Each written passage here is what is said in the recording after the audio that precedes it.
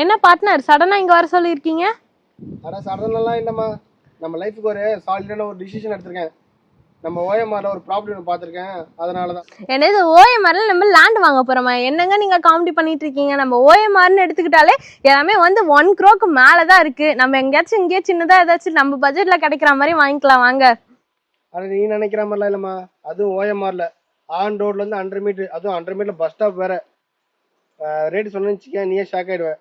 என்ன தெரியுமா, வெறும் பிளாட்டோட ஸ்டார்டிங் ரேட் பார்த்தீங்கன்னா வெறும் 45 லட்சத்துக்கு. இதே இண்டிவிஜுவல் வில்லா பார்த்தீங்கன்னா வெறும் 75 lakhsக்கு. டிடிசிபி அண்ட் ரெராபரோட 90% வந்து பேங்க் லோனோட வந்து நம்மளுக்கு வந்து பண்ணி தராங்க. சொன்னா நீ நம்புவியா?